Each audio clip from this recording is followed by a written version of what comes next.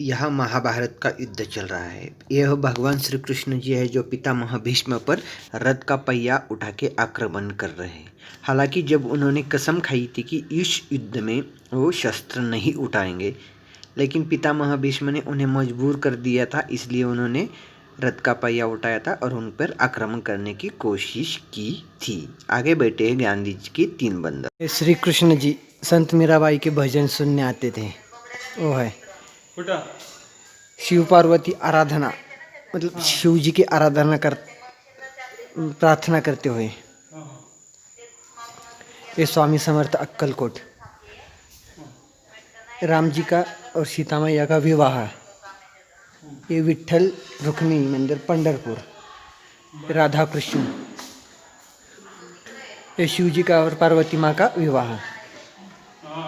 अर्धनारी नटेश्वर। महाराष्ट्र के वनी में महासप्तशृंगी माता दत्तात्रेय। संत तुकाराम महाराज। विठ्ठल।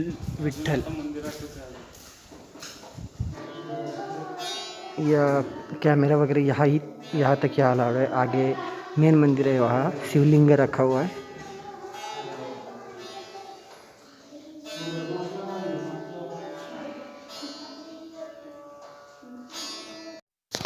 यह है बाल श्रावण।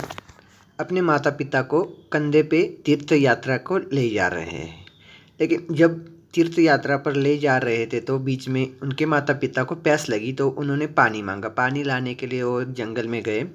जब पानी भर रहे थे तो शिकार करने के लिए बैठे हुए दशरथ जी ने बाण चलाया और मौके पर ही श्रावण बाल की मौत हो गई थी। यह भगवान विष्णु जी का नरसिंह अवतार है। हिरण्यकशिपु नामक राजा खुद को भगवान से ही ऊपर मानने लगा था। तब वो भगवान विष्णु का नाम लेने पर पाबंदी उसने पूरे अपने राज्य में लगा रखी थी, लेकिन उनका खुद का बेटा भक्त प्रहलाद विष्णु का परम भक्त था। वो हमेशा विष्णु जी का नाम लेता था, तो उसको मतलब भक्त प्रहलाद को हाथी के पैरों तरह कुचलने की कोशिश की, उबलते हुए तेल में जलाने की कोशिश की, पर्वत से नीचे फेंक कर मारने की कोशिश की, फिर भी वो उनको भगवान विष्णु जी बचाते रहे। आखिर में भगवान विष्णु ने नरसिंह अवतार ले लिया और हिरण्यकशिपु का वध कर दिया।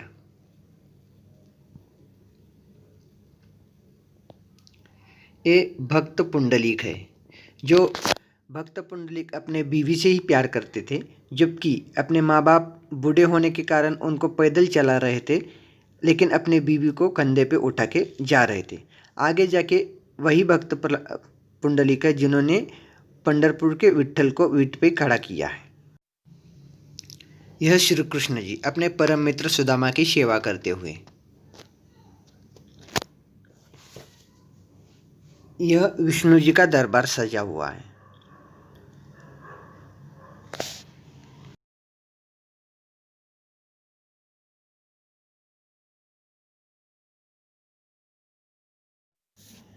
यह विष्णु जी का वामन अवतार, जिन्होंने 3 कदम जमीन मांगी तो पहले कदम में स्वर्ग को पा लिया, दूसरे कदम में पूरी धरती, और तीसरा कदम कहाँ रखो ये पूछने के बाद बलि राजा ने तीसरा कदम अपने खुद के सर पर रखवा दिया था। तो वामन ने उनको पाताल में गाड़ दिया था। और मतलब जो भी कहानी बताई जाती है पुराण में, वो यहाँ दर्शाने की कोशिश की गई है।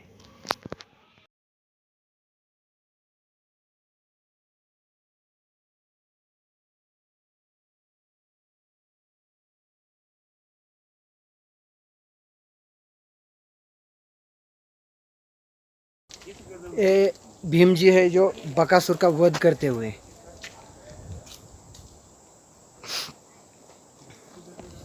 ये भगवान श्री कृष्ण जी हाथी के साथ खेलते हुए, मतलब मस्त हाथी को शांत किया था, मदमस्त हाथी को शांत किया था उन्होंने।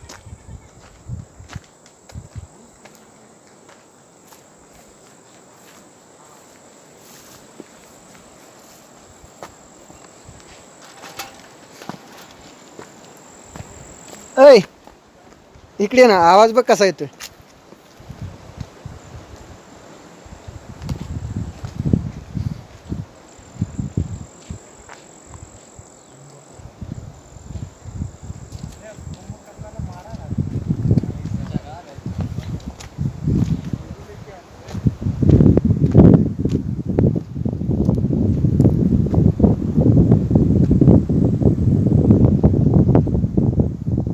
मस्त। सच में क्या यार, नज़ारा क्या है। अगर यहाँ कैंपिंग करने का मौका मिलेगा ना तो कसम से अगली बार यहाँ कैंपिंग करने आऊँगा यार।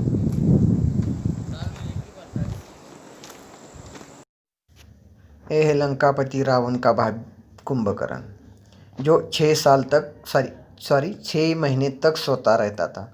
अगर किसी कारणवश उसकी ज़रूरत पड़ी तो उसको जगाने के लिए लोग ऐसे मतलब ढोल ताशे नगाड़े बजाते थे उनको उठाने के लिए, और भाले से मतलब उनको सता कर उठाने की कोशिश करते थे। और जब भी वो उठता था तो उसको बहुत सारा खाना लगता था, इसलिए ये खाना लेके हाजिर रहे सारे लोग।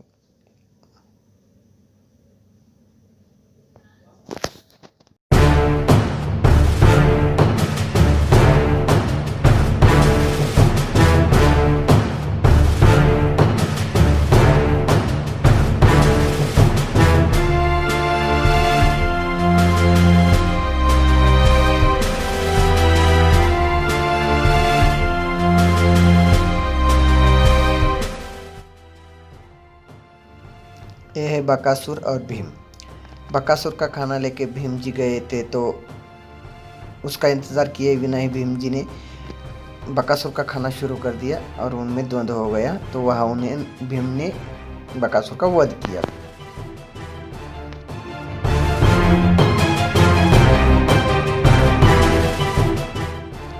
यह देवताओं का राजा इंद्र का दरबार सजा हुआ है। आगे नर्तकी नृत्य कर रही है और सारे देवगण नृत्य देख रहे हैं।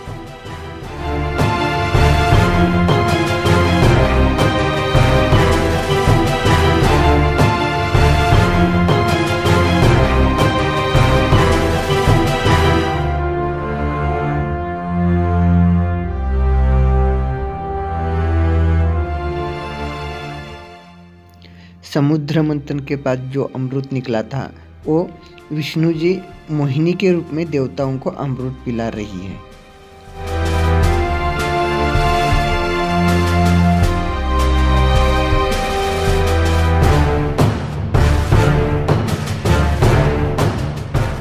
और यहाँ हो रहा है समुद्र मंथन।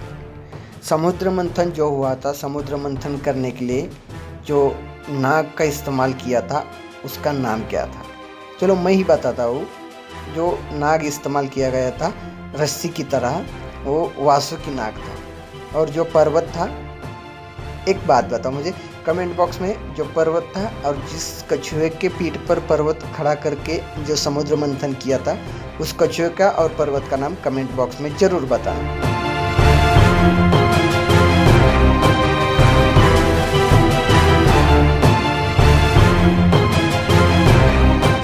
यह भगवान राम वानर सेना के साथ है। आगे वानर योद्धा ही दो युद्ध कर रहे हैं।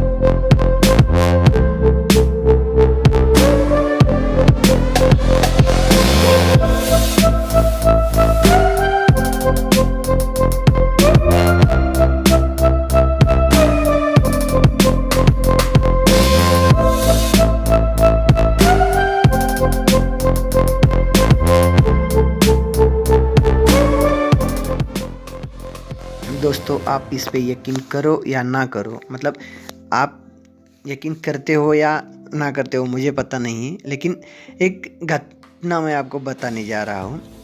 2015 या 14, शायद 15 में मैं और मेरे कुछ दोस्त यहाँ घूमने के लिए आए थे।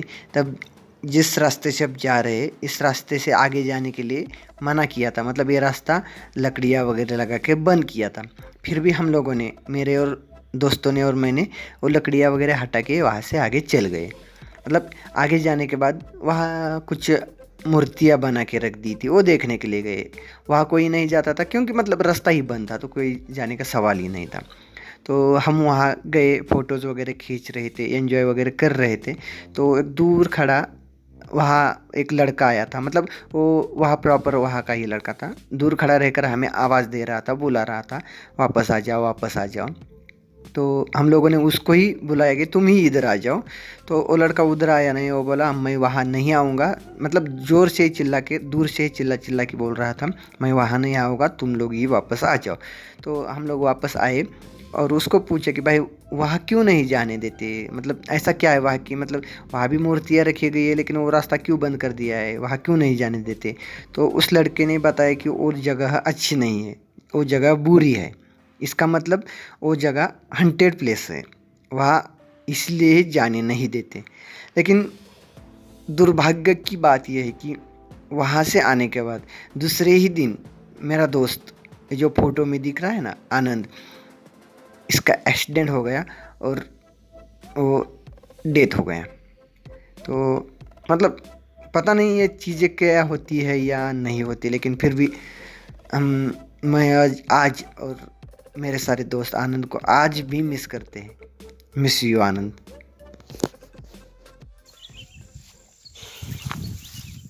एवढं गवतं तो त्या दिवशी त्यावेळेस नव्हते ना? नाही ना, त्यावेळेस नवीन सगळं होतं, मोकळं होतं ना? पण अर्धवट पडलं होतं। निकल रहा है अंदर से निकल रहा है क्या?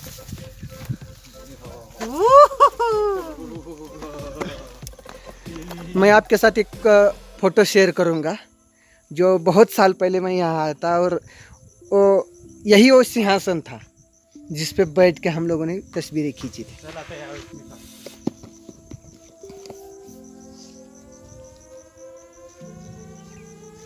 बाला! ये मूर्तियाँ, इनकी अवस्था इतनी बेकार क्यों है यार, जाऊ का? मतलब इतनी प्यार से बनाई है लेकिन उनकी देखभाल नहीं हो पा रही। मतलब एक जापान में एक ऐसा ही म्यूजियम है, वहाँ के ऐसे स्टैचूज बनाकर अधूरे छोड़ दिए, मतलब बना के छोड़ दिए, उनमें ऐसा घास वगैरह ऐसे ही आया है, वो वीरान मतलब और भूतिया जगहों में से माना जाता है। शायद यहाँ भी ऐसा कुछ है।